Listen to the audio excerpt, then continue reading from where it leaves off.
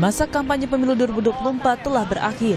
Memasuki masa tenang sejak 11 Februari kemarin, sejumlah aktivitas kampanye pun resmi dihentikan. Badan Pengawas Pemilu Bawaslu menghimbau para peserta pemilu untuk menurunkan alat peraga kampanye APK secara mandiri pada saat masa tenang pemilu 2024. Anggota Bawaslu Loli Suhenti menambahkan, jika para peserta pemilu tidak menurunkan APK-nya selama masa tenang, maka ditertibkan Satpol PP dan akan didaur ulang atau dimusnahkan.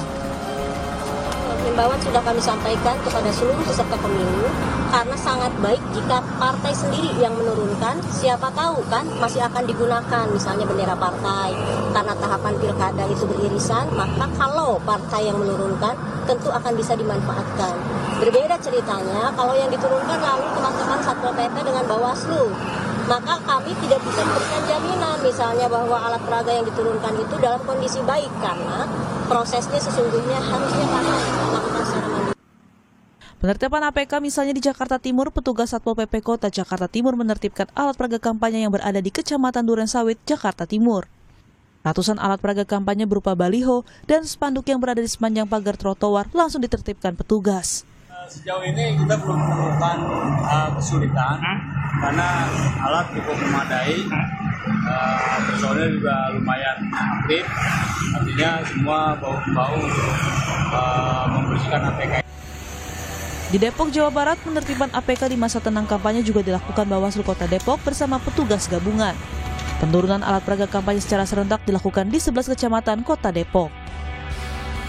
Penertiban APK tak hanya dilakukan secara manual oleh petugas gabungan. Di Kabupaten Pandeglang, Banten, petugas melakukan penertiban alat peraga kampanye dengan menggunakan alat berat kren. Selain untuk mempercepat penertiban APK, kren juga digunakan untuk menjangkau alat peraga kampanye yang terpasang di billboard atau di tempat ketinggian. Kami tentu saja melibatkan Panwaslu Kecamatan dan juga dibantu oleh kepolisian dan juga Satpol PP, bersama juga dengan Dishub. Karena kan untuk penyedia kren ini untuk penertiban yang posisinya di tempat-tempat yang susah dijangkau, ini membutuhkan kren dan ini disediakan oleh Dishub.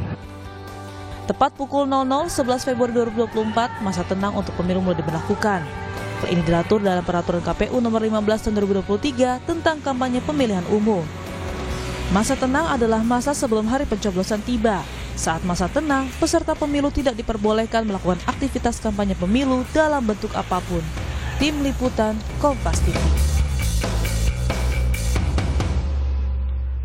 Saudara, masa tenang pemilu sudah berlangsung sejak kemarin tanggal 11 Februari hingga besok 13 Februari mendatang. Lalu bagaimana masa tenang ini menjadi waktu yang kemudian tepat untuk para warga menentukan pilihannya? Apa saja larangan agar pemilu ini berjalan dengan damai? Kita akan bahas dalam dialog di Sapa Pagi hari ini bersama dengan sejumlah narasumber. Ketiganya melalui sambungan daring. Sudah ada Koordinator Komite Pemilih Indonesia, Pak Jerry Sumampau, yang nanti akan bergabung. Kemudian dan juga ada Ketua KPU periode 2017 hingga 2021 yang sudah bergabung. Sudah ada Pak Arief Budiman. Selamat pagi. Assalamualaikum Pak Arief. Selamat pagi Mbak.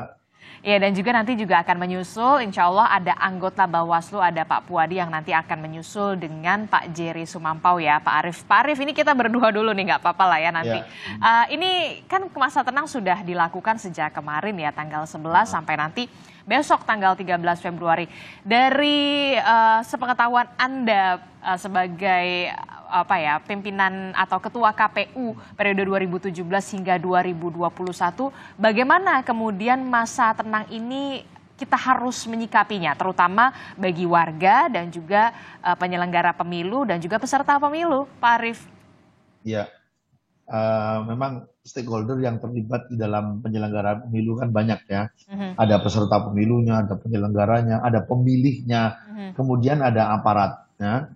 Nah, apa yang harus dilakukan di dalam masa tenang? Ya, pertama tentu kalau bagi peserta pemilu mereka akan konsolidasi. Semua kerja-kerja mereka kan sudah selesai dilakukan ya.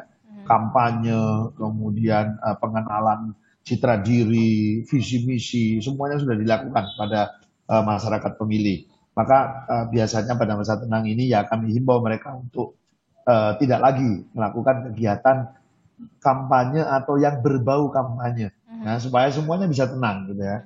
Nah, bagi penyelenggara pemilu, mereka sebelum masa tenang pasti akan disibukkan dengan berbagai macam tahapan kegiatan, mulai dari melakukan bimbingan teknis kepada penyelenggara, kemudian menyelenggarakan berbagai macam kegiatan bersama peserta pemilu, termasuk yang paling banyak kegiatan terakhir adalah distribusi logistik.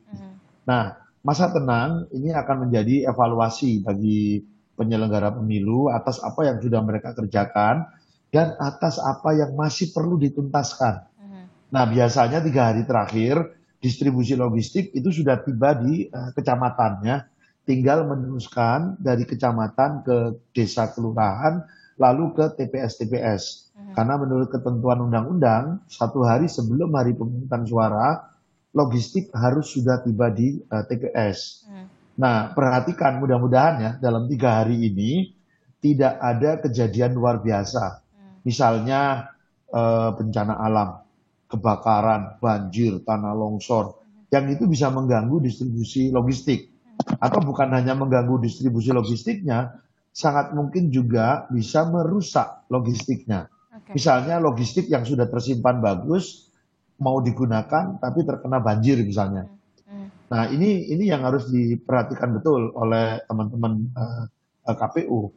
Karena kalau terjadi sesuatu, rasa-rasanya waktunya sudah sangat mepet. Ya, bisa-bisa tidak cukup waktu untuk melakukan penggantian logistiknya. Nah, bagi pemilih sekarang, apa yang harus dilakukan pemilih? Nah, pemilih sekarang waktunya untuk apa? Merenungi, meresapi apa yang sudah mereka dengar, apa yang mereka lihat dari penyampaian visi misi para peserta pemilu, dari pengenalan-pengenalan yang sudah dilakukan oleh peserta pemilu. Lalu dengan pikiran yang jernih, hati yang tenang, silakan Anda tentukan pilihan Anda. Mana yang terbaik pemimpin bagi Anda untuk 5 tahun ke depan. Ya. Jadi ini waktunya. Dan jangan lupa, jangan sampai nanti masa tenang justru Anda tenang-tenang saja, lalu pergi liburan, lalu tanggal 14 April lupa. Baru bingung ya mau pilih yang mana gitu ya. Nah, lupa dan bahkan tidak datang ke TPS gitu. Oke, nah itu tadi yang menarik juga adalah soal pendistribusian logistik. Ini yang kemudian bisa dikatakan justru di masa tenang ini bisa menjadi masa krusial, khususnya untuk penyelenggara pemilu, dalam hal ini adalah KPU. Tadi Pak Arief mengatakan jangan sampai kemudian ada kejadian luar biasa seperti kebakaran, bencana alam, bahkan banjir. Nah, kita memflashback kemarin itu ada kejadian tanggul jebol kalau tidak salah di wilayah Jawa Tengah, Pak Arief. Nah, itu bagaimana plan B-nya akan seperti apa, skenario-nya akan seperti apa? Karena tadi kan Anda mengatakan ini sudah mepet sekali waktunya, sudah bisa dikatakan injury time. Ya, pertama cek dulu logistiknya. Ya, logistiknya masih aman atau tidak. Kedua, cek lokasinya. Lokasinya masih bisa digunakan sebagai tempat pemungutan suara atau tidak, ya. Bukan hanya sebagai tempat mendirikan TPS untuk pemungutan suara, tetapi sebagai tempat yang mudah diakses oleh pemilih untuk menggunakan hak pilihnya. Jangan sampai area sekitarnya banjir misalnya, kemudian di tengah-tengahnya tempat mendirikan TPS aman, tapi kan pemilih susah datang ke sana, aksesnya. Nah, padahal prinsip mendirikan TPS itu pertama, dia harus dekat kepada pemilih. Jadi nggak boleh mendirikan TPS di tempat yang jauh dari tempat pemilih gitu ya. Kemudian yang kedua, mudah diakses. Jalannya tidak naik turun, kemudian tidak terkepung banjir, gitu-gitu. Jadi mudah diakses dan dia tidak jauh dari pemilih. Itu prinsip mendirikan TPS itu. Oke, Pak Arief, kita juga sudah bergabung ini dengan anggota Bawaslu, ada Pak Puadi. Selamat pagi, Assalamualaikum Pak Puadi. Selamat pagi Mbak, Assalamualaikum. Iya, ada Pak Arief juga melalui sambungan Zoom ya Pak Puadi. Pak Puadi, ini kita menyambung dialog kita tadi ini soal bagaimana menyikapi masa tenang. Kalau tadi dari pihak KPU sendiri begitu ya, Pak Arief Budiman selaku Ketua KPU periode 2017 hingga 2021 menjadi apa ya, masa tenang bisa menjadi masa krusial, utamanya untuk bagi penyelenggara pemilu, karena disitulah kemudian KPU harus apa ya, bisa dikatakan ngebut lah untuk pendistribusian logistik, jangan sampai ada kejadian luar biasa. Nah, kalau Bawaslu sendiri menyikapinya seperti apa? Betulkah kemudian masa ini justru menjadi masa yang krusial, masa tenang ini, Pak Puadi? Pertama saya perlu sampaikan memang masa tenang ini masa di mana tidak boleh ada aktivitas ya kaitannya dengan kampanye ya pertama. Sebagai bagian dari tahapan pemilu, kemudian juga masuk dengan tahapan pemungutan suara, ini kan merupakan tahapan yang saya kira sangat krusial yang menentukan masa depan bangsa ya. Sehingga Bawaslu berkepentingan untuk memastikan pelaksanaan tahapan pemungutan suara ini juga berlangsung tanpa ada gangguan, tanpa ada kecurangan. Kemudian juga jajaran pengawas pemilu terus melakukan persiapan, kemudian juga berkoordinasi menentukan satu strategi pengawasan berdasarkan tentunya kaitannya dengan potensi kerawanan yang telah dipetakan oleh Bawaslu. Dimulai pada masa tenang ini, Bawaslu mengkonsolidasikan kekuatan melalui apel siaga pengawasan. Kita sudah melakukan apel juga kemarin di seluruh daerah untuk melakukan patroli pengawasan, terutama untuk mencegah berbagai bentuk kecurangan di masa tenang dan di masa pasca pemungutan suara. Ini. Pak Puadi, ini kan yang kemudian menarik juga untuk kita simak adalah bagaimana alat peraga kampanye sudah mulai diturunkan, dicopot, bahkan di jalan-jalan protokol ibu kota, MT Haryono, Gatot Subroto yang tadi saya lewati memang sudah bersih. Nah, saya ingin bertanya, apakah kemudian APK ini kewajibannya sebenarnya yang menurunkannya adalah partai politik, peserta pemilu, ataukah kemudian justru menjadi tugasnya Satpol PP dan juga Bawaslu sebenarnya? Ya, memang kita sudah menghimbau ya kepada peserta pemilu untuk menurunkan, dan kemudian juga satu sisi juga kita sudah berkoordinasi dengan Satpol PP ya untuk menurunkan seluruh alat peraga kampanye, karena memang memastikan bahwa hari tenang itu ya sudah tidak ada hari di mana tidak ada aktivitas kaitannya dengan kampanye, dan ini sudah dilakukan di seluruh daerah ya se-Indonesia untuk bisa memastikan bahwa alat peraga kampanye sudah tidak terpasang lagi di hari tenang, yaitu 11, 12, dan 13. Dari catatan Bawaslu sendiri seperti apa dari Bawaslu Pusat? Apakah sudah ada catatan kecurangan atau seperti apa selama 2 hari masa tenang ini, Pak Puadi? Pelanggaran? Ya, kalau berkaitan tentang pelanggaran ya, selama tahapan berjalan ya, kita menghitung selama tahapan berjalan, Bawaslu kan telah melakukan penegakan hukum pemilu secara konsisten dan bertanggung jawab. Pintu masuk penanganan dugaan pelanggaran ini, terutama pelanggaran pemilu, dilakukan melalui 2 mekanisme, yaitu melalui temuan sebagai hasil pengawas pemilu dan melalui laporan masyarakat. Nah, peserta pemilu, nah ini yang sebagaimana diatur merujuk ke ketentuan Undang-Undang 7 2017 di pasal 454 ini, siapa-siapa saja berhak untuk melaporkan pada masyarakat, warga negara Indonesia, peserta pemilu, dan pemantau pemilu. Berdasarkan data per 24 Januari 2024, Bawaslu setidaknya telah menangani dugaan pelanggaran pemilu sebanyak ada 1.236 kasus, kemudian yang terdiri dari 848 laporan dan ada 388 temuan.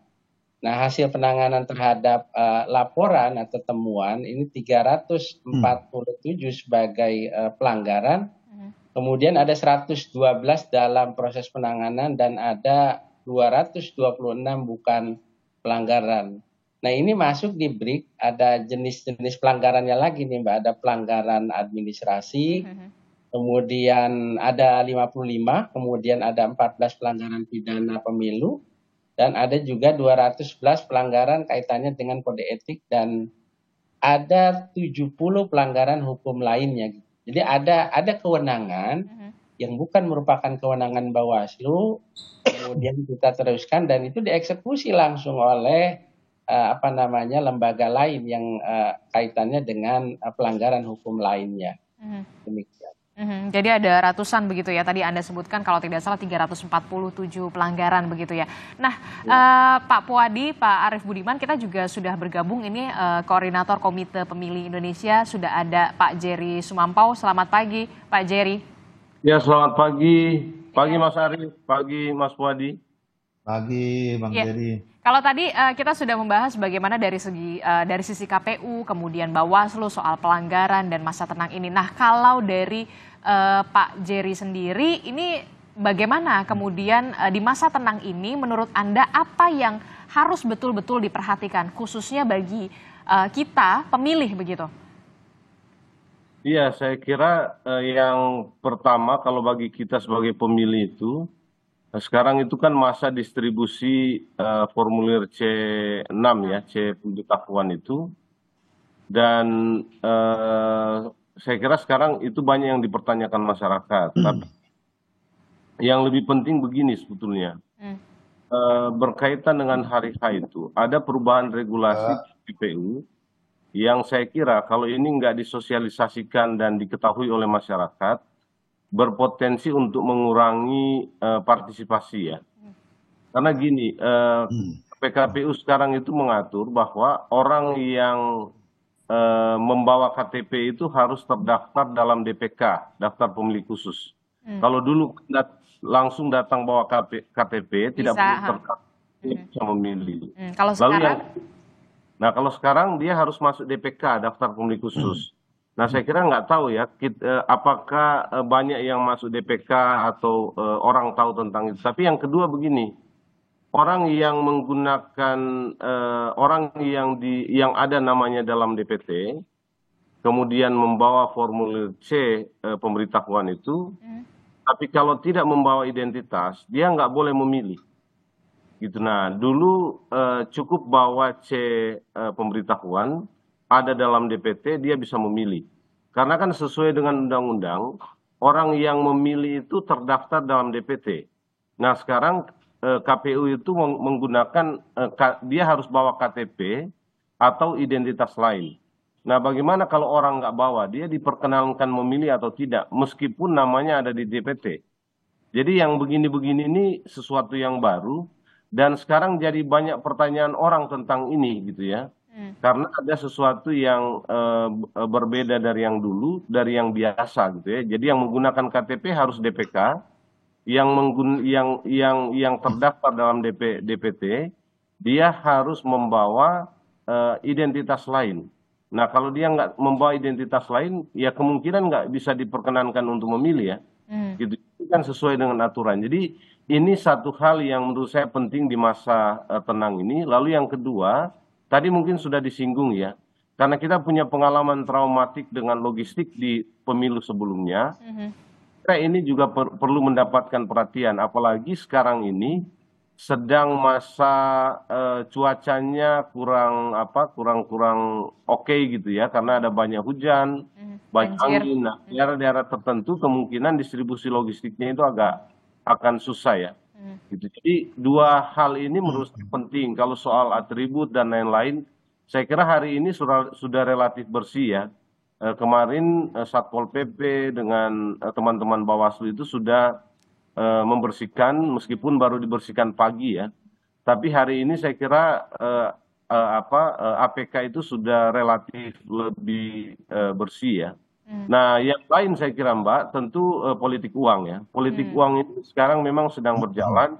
kita juga sudah dapat beberapa informasi di lapangan itu sudah terjadi, tapi itu memang kebiasaan 5 tahunan kita dalam pemilu itu ya masa tenang, memang masa di mana para calon khususnya caleg ya itu melakukan negosiasi terakhir dengan pemilih ya.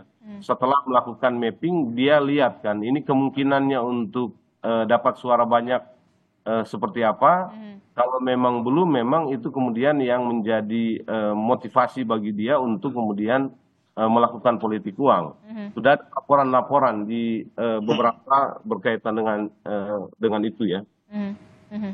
Ini yang kemudian perlu diperhatikan juga ya dari Bawaslu juga, bagaimana kemudian ada sejumlah kasus begitu ya, temuan yang tadi Pak Jerry katakan soal ketika masa tenang atau dari kemarin sampai tanggal 13 itu juga yang dikhawatirkan adalah soal money politik, dan juga ini tadi yang menarik adalah soal serangan fajar begitu ya. Setiap 5 tahunan pasti aja ada cerita-cerita soal itu. Nah, bagaimana kemudian Bawaslu bisa menyikapinya dan penindakannya akan seperti apa, kita nanti akan bahas usai jeda. Jadi jangan kemana-mana, tetaplah bersama kami di Sapa Indonesia Pagi. Terima kasih Anda masih bersama kami di Sapa Indonesia Pagi. Saudara, kita masih memasuki masa tenang dari kemarin tanggal 11 sampai nanti besok tanggal 13 Februari 2024. Sebelum nantinya pada tanggal 14 Februari kita akan menggunakan hak pilih kita untuk memilih pemimpin masa depan pastinya. Saya masih berdialog bersama dengan 3 narasumber. Ada Pak Arief dari Ketua KPU, ada saat kemudian periode 2017 hingga 2021, kemudian ada dari Bawaslu juga ada Pak Puadi, dan juga ada dari Koordinator Komite Pemilih Indonesia Pak Jerry Sumampau. Saya tertarik kepada Bawaslu ini, Pak Puadi. Pak Puadi, ini kan masa tenang, tadi kita sudah membahas soal bagaimana peserta pemilu, penyelenggara pemilu, kita pemilih. Nah, untuk media sendiri boleh nggak sih kemudian apa yang harus menjadi pagar pembatas soal yang boleh dan tidak boleh ditayangkan di media ini, Pak Puadi? Ya, pertama saya perlu sampaikan juga nih, sekaligus mengingatkan dan menghimbau juga kepada media sosial gitu. Artinya tolong sampaikan informasi-informasi yang disampaikan terutama di publis ini yang sifatnya mendidik dan menjadikan suasana ini menjadi tenang gitu. Jadi jangan sampai memframing dan paling tidak misalkan independen lah, terutama dalam memberikan informasi-informasi yang jangan sampai nanti hari tenang ini membuat hari para peserta pemilu itu membuat suasana yang akhirnya membuat melakukan sesuatu mengarah kepada negatif campaign atau mungkin kampanye hitam dan sebagainya. Sementara di hari tenang itu tidak boleh ada aktivitas kampanye. Karena untuk penyelenggara pemilu sendiri, memang hari tenang buat penyelenggara ini menjadi sesuatu hal yang tidak tenang. Karena memang melihat satu situasi yang banyak dikhawatirkan aktivitas-aktivitas kegiatan-kegiatan di hari tenang ini ada satu kegiatan yang mengarah kepada nuansa-nuansa kepada hal yang arahnya kepada kampanye. Sementara jadi kalau misalkan untuk televisi sendiri, media TV begitu ya Pak Puadi, berarti boleh atau tidak menayangkan kemudian berita-berita yang sudah direview, misalkan beberapa hari lalu setelah gambar-gambar kampanye akbar, itu sebenarnya boleh nggak kalau media televisi ini? Sebaiknya informasi yang sifatnya mengedukasi ya, menginformasikan iya, tetapi kalau informasi-informasi yang kemudian mengarah ke berpihakan ya, terutama kepada salah satu paslon atau ke para peserta pemilih, ini yang kita khawatirkan. Artinya jangan sampai nanti media menggiring ke publik yang akhirnya memframing sesuatu hal yang suasana ini menjadi tidak tenang antar peserta pemilu itu sendiri. Jadi sebaiknya dihindari begitu ya, Pak Puadi? Yes. Pak Puadi, berarti sebaiknya dihindari? Sebaiknya dihindari, kalaupun memang memberitakan, terutama yang sifatnya mengedukasi dan agak sedikit transparan, terutama tidak mengarah kepada hal-hal yang mengarah kepada keberpihakan.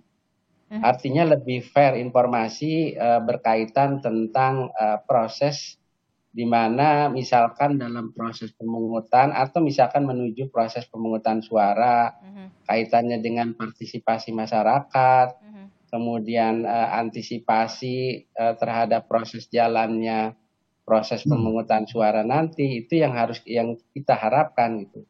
Karena Bawaslu tetap melakukan himbauan dan memastikan bahwa di masa tahapan kaitannya dengan hari tenang, memastikan bahwa memang betul tidak ada aktivitas dan kegiatan kampanye di hari tenang, dan apalagi nanti pada saat menuju proses pemungutan suara, memastikan berjalan sesuai dengan relnya, sesuai dengan koridornya, aturan-aturan main terutama para penyelenggara pemilu memang harus menjalankan sesuai dengan prinsip-prinsip penyelenggaraan itu sendiri. Oke, saya ke Pak Arief. Pak Arief, ini kan kalau kita lihat tadi Anda sudah menceritakan bagaimana jangan sampai kemudian ada kejadian luar biasa begitu, seperti kebakaran, bencana alam, banjir. Nah itu harus dijamin begitu, harus dipastikan, betul-betul dipastikan dalam hal ini adalah penyelenggara pemilu KPU soal pendistribusian logistik. Nah kalau yang kemudian menjadi sorotan belakangan ini adalah soal di Malaysia yang katanya surat suaranya sudah tercoblos. Nah dari sepengalaman Anda, apa yang harus dilakukan oleh KPU di tengah yang waktu yang begitu singkat sekali, tinggal berapa hari lagi ini? Jangan sampai kemudian ini terulang lagi. Ya, pertama penyelenggaraan pemungutan suara di luar negeri itu memang dilakukan lebih awal daripada di dalam negeri. Ya betul. Kita bisa sebut early voting, gitu kan. Nah, KPU harus menginformasikan kepada publik ya, bagaimana proses penyelenggaraan di luar negeri, supaya publik juga mendapat informasi yang cukup, tidak menebak-nebak, tidak berspekulasi tentang sebuah kejadian. Memang seperti kejadian di Kuala Lumpur yang banyak beritanya itu ya, harus dipastikan pemungutan suara di Kuala Lumpur kan baru dilakukan kemarin ya. Iya. Kemarin ya, saya nggak hafal tanggalnya ya. Kalau itu sudah selesai, pastikan bahwa belum ada yang dihitung. Karena memang nanti penghitungannya akan dilakukan bersamaan dengan hari tanggal pemungutan dan penghitungan suara di dalam negeri. Walaupun early voting, tapi countingnya nanti akan dilakukan bersamaan. Nah, pastikan bahwa semua pemungutan suara itu bukan hanya di Kuala Lumpur ya, tapi di banyak negara itu, kalau nggak salah masih 130-an perwakilan lah penyelenggaraan pemilu di luar negeri, itu tersimpan dengan aman. Ya, apalagi di masa tenang ini, kalau ada sesuatu yang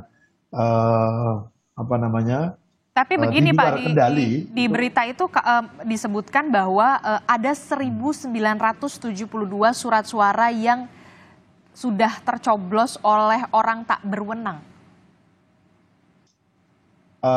Banyak hal harus dipastikan dulu Mbak, banyak hal harus diklarifikasi. Pertama gini, Mbak Disti, siapa yang bikin statement 1.900 itu sudah tercoblos? Itu artinya kan dia berarti sudah bisa menghitung jumlah surat suara yang tercoblos. Itu perlu diklarifikasi dulu. Ya. Kemudian yang kedua, surat suara yang tercoblos itu atau dicoblos itu, surat suara yang masuk dalam kategori mana? Atau dari pos, surat suara yang drop box, atau surat suara yang akan digunakan di TPS. Karena saya tidak mampu melihat semua kejadian ya, hanya beberapa kejadian yang sempat saya lihat, itu kan yang melalui pos. Dan kalau saya lihat di situ, memang satu atau dua orang di depannya banyak amplop-amplop surat suara yang dikirim by post. Tapi sepanjang yang saya lihat di situ, yang dicoblos sebetulnya hanya berasal dari satu amplop. Saya nggak tahu kalau ada video versi lainnya. Nah, maka KPU tentu saja bersama dengan teman-teman Bawaslu segera mengklarifikasi ini, menginformasikan kepada publik apakah telah terjadi Mas Arief, maladministrasi, pelanggaran, sehingga publik bisa memastikan juga gitu loh apa yang terjadi di sana gitu. Oke. Pak Jerry, ada yang mau disampaikan? iya, kalau lihat beritanya ini sebetulnya eh, yang mengkonfirmasi 1972 972. itu sudah KPU ini Mas Arief. Oh, oke. Jadi KPU mengkonfirmasi 1972 kalau lihat berita ya. Itu surat suara sudah di Malaysia ya, dicoblos oleh orang yang tidak dikenal. Nah, artinya mungkin ini kasusnya beda atau bisa juga sama ya. Kan yang di video itu surat suara yang ada dalam pos ya amplop ya. Amplop itu lalu dibuka lalu dicoblos kan. Tapi ada di tempat-tempat lain itu yang di depannya itu ada yang surat-surat suara itu yang dalam bentuk amplop.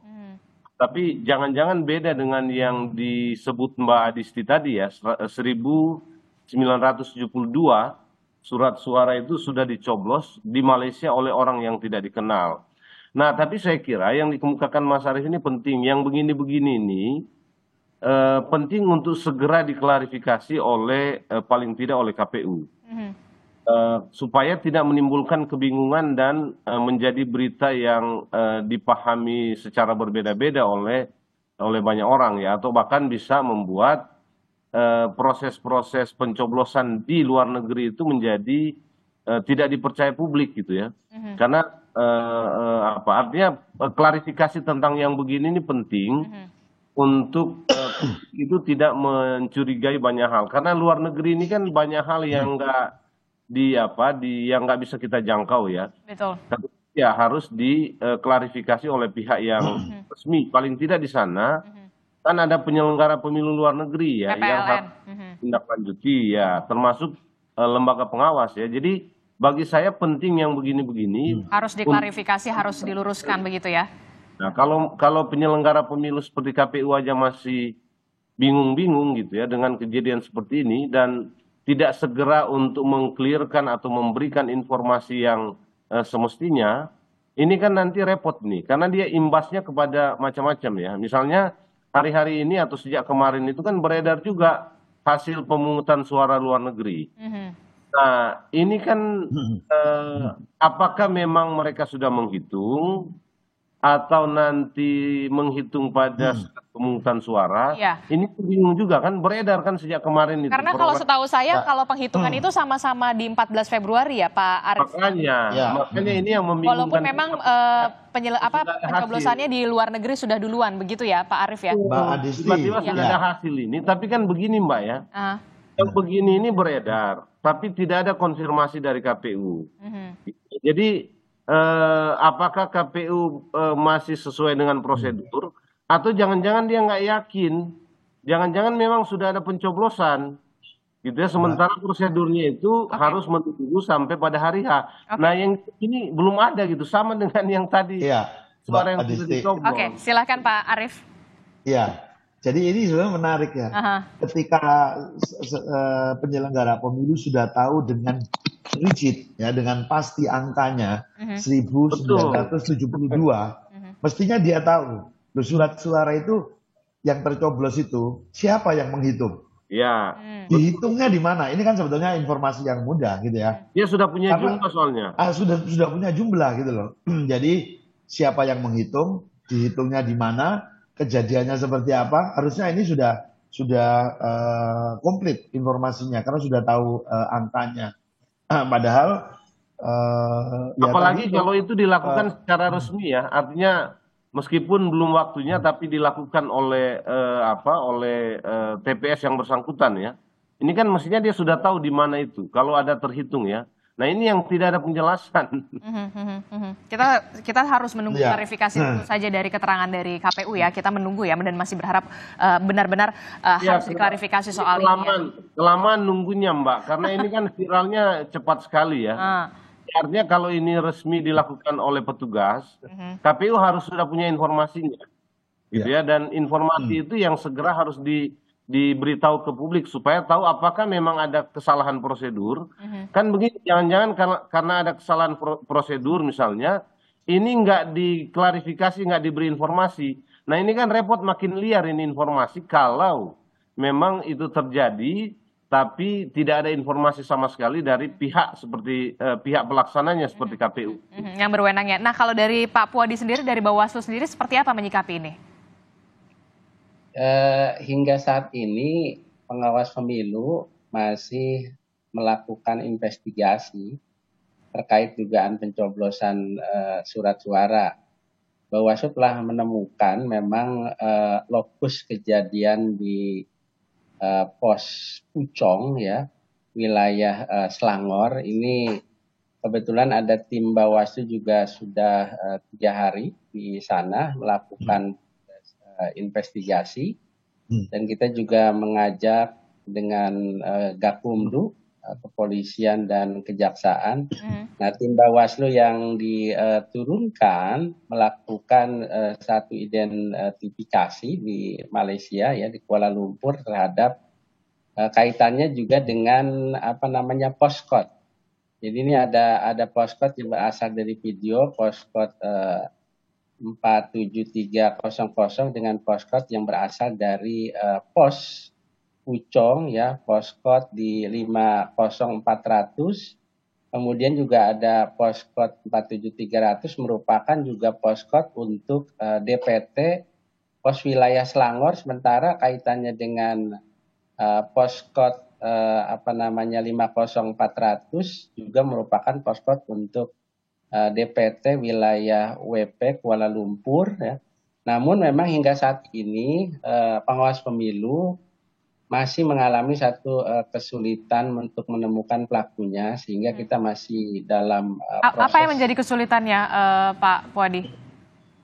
Karena memang begini Mbak Desi, penanganan di luar negeri ya dengan di dalam negeri ini beda, karena kan kalau kita melihat ini menyangkut apa yang disebut lokus deliktinya. Jadi peristiwa-peristiwa yang dilakukan di luar wilayah KBRI misalkan, ini yang kemudian menjadi sebuah tapi tetap Bawaslu tetap masih melakukan penelusuran dengan menggandeng kepolisian dan kejaksaan yang masuk dalam sentra penegakan hukum tepat.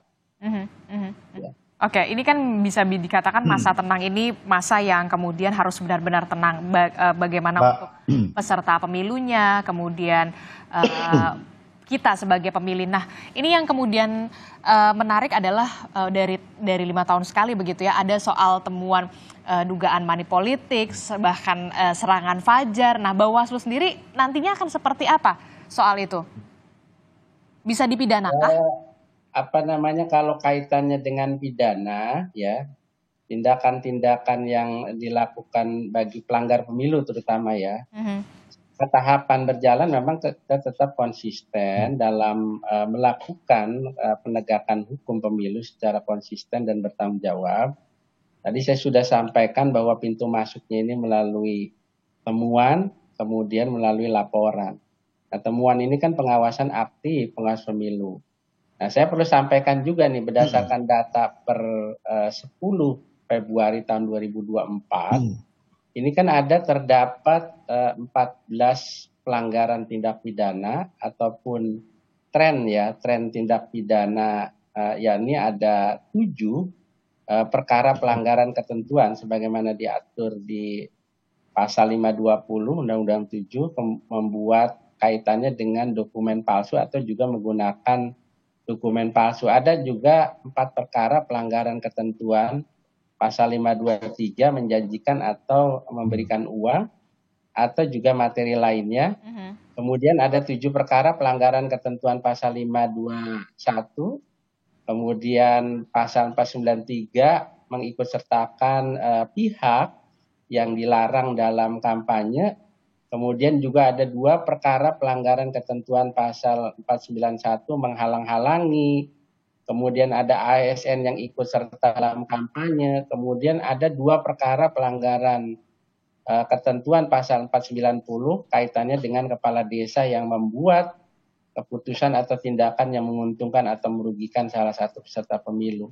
Termasuk juga nih ada 1 pelanggaran ketentuan pasal 492 kaitannya dengan kampanye di luar jadwal.